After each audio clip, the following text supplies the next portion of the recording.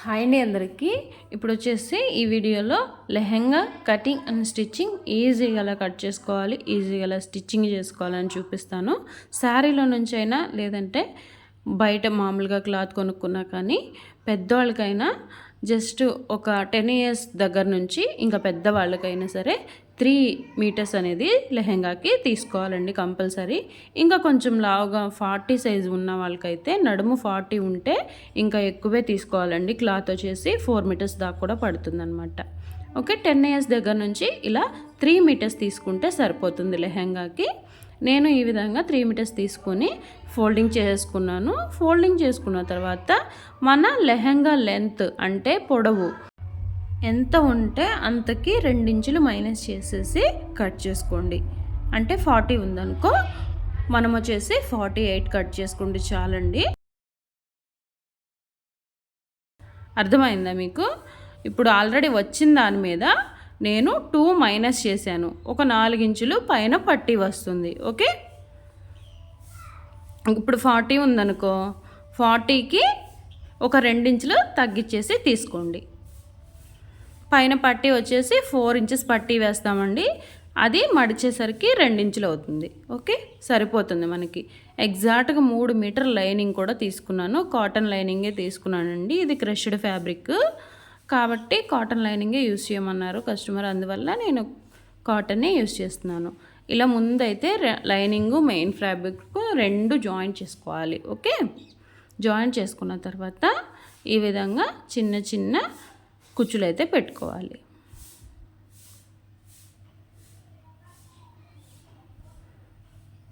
మన చాయిస్ అండి, మనకి ఎలా నచ్చితే అలా పెట్టుకోవచ్చు. కుచ్చులు అనేవి పెద్ద అయినా పెట్టుకోవచ్చు, చిన్న అయినా పెట్టుకోవచ్చు. కానీ మనకి నడుము కొలత ఎంత ఉందో అంతకంటే ఒక 4 ఇంచులు ఎక్స్ట్రానే రావాలి. నడుము కొలత వచ్చేసి 34 ఇంచులండి. 34 ఇంచులకి కొంచెం ఎక్స్ట్రానే రావాలి. అంటే మనకి కొంచెం ఉండాలన్నమాట. ఒక 4 ఇంచెస్ లేదా ఒక 3.5 వరకు అయినా రావాలన్నమాట. ఇప్పుడు ఆల్రెడీ మొత్తం కూర్చోపెట్టానండి. ఇలా హాఫ్గా మడతేసుకొని నేను కొలుస్తున్నాను చూడండి. కొలిచిన తర్వాత మనకి ఎంత వస్తుందో చూడండి. ఎగ్జాక్ట్ నడుము వచ్చేసి 34 ఇంచులు. మనకి ఎంత వస్తుందో చూడండి. ఓకే, 18.5 వచ్చింది. 18.5ని ఇలా డబుల్ ఫోల్డింగ్ చేసుకుంటే మనకి 37 ఇంచులు వచ్చింది. 37 ఇంచులు కరెక్ట్గా ఎగ్జాక్ట్గా వచ్చింది కదండి. 3 ఇంచులు ఎక్స్ట్రా వచ్చింది మనకి. ఓకే, ఈ విధంగా సైడ్స్ అనేవి కొంచెం మడిచి స్టిచ్ వేసుకోండి క్రాస్గా.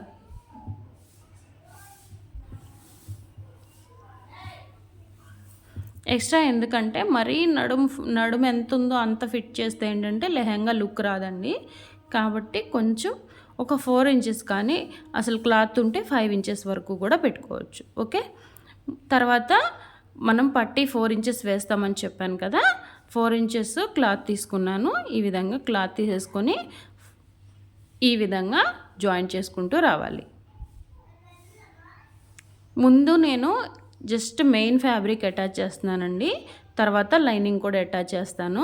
మీరైతే 2 కలిపైనా అటాచ్ చేసుకోవచ్చు. నేను ఎందుకంటే ఇది క్రష్డ్ ఫ్యాబ్రిక్ కదండి, కొంచెం ఇది షింక్ అవుతున్నట్టుంది, లాగెక్కుంది వస్తూనే ఉంది. కాబట్టి నేను కొంచెం అది వేసిన తర్వాత లైనింగ్ వేస్తున్నాను.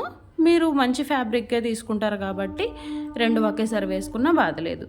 ఈ విధంగా ఫోల్డింగ్ చేసి మడుచుకొని స్టిచ్ వేయాలి. అంచులు అనేవి లోపల వైపు వెళ్ళిపోవాలండి. బయటికి ఏమి కనిపించకుండా లోపల వైపు పెట్టేసుకొని స్టిచ్ వేయండి.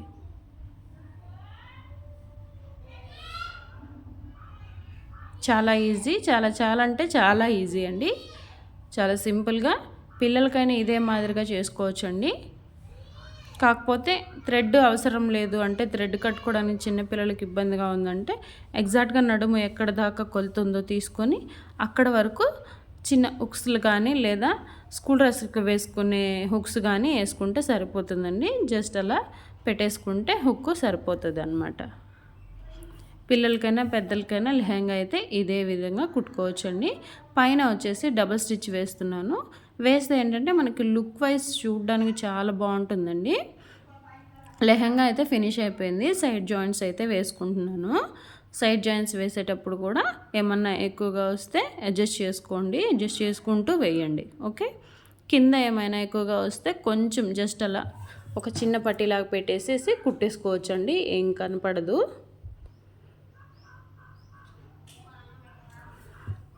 చాలా జాగ్రత్తగా డబుల్ స్టిచ్ అయితే వేయండి.